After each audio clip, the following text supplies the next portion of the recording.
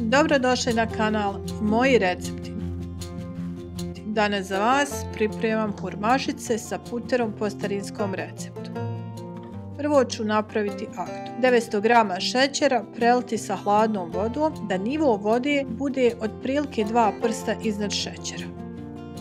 Kada prokruča, smanjiti temperaturu i kuhati 15 do 20 minuta.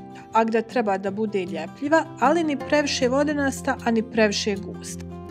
Skloniti agdu sa ringle i ostaviti da se ohladi, a puter staviti da se rastopi. U većoj zdjeli pomiješati jaje,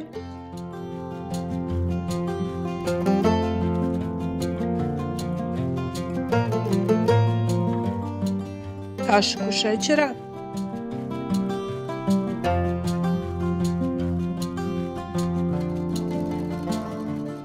kašiku vode i puter.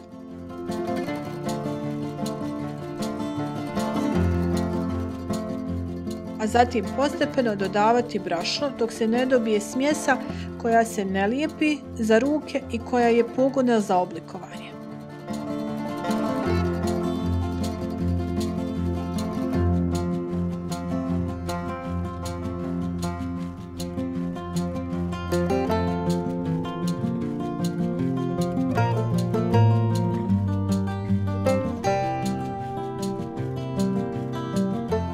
Meni je bilo potrebno oko 550 do 600 g brašna.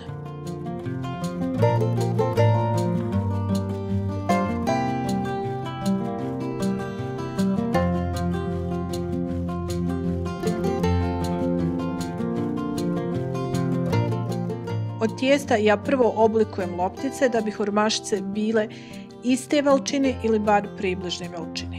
Od ove količine se dobije 21 hurmašica. Tepsiju malo nauljiti. Od loptica oblikovati hurmašice i to tako što se loptica razvalja između dlanova da bi se dobio valjak koji je otprilike širine dlana. Zatim valjak staviti na rende, lagano pritisnuti prstima i oblikovati hurmašice.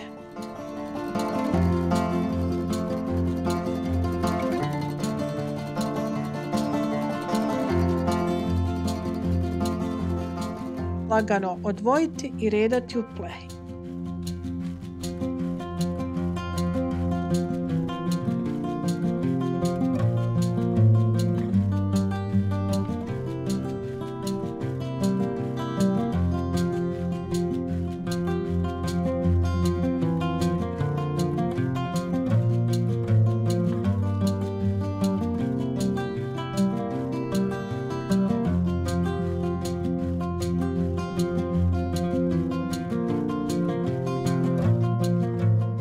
Peći u prethodno zagrijanoj rerni na 200 stepeni ili u zavisnosti od jačine rerne dok ne dobiju zlatnu boju.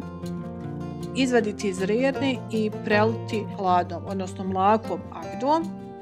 Ostaviti da se ohlade i da upiju agdu. Servirati, napraviti kafu i uživati. Prijatno!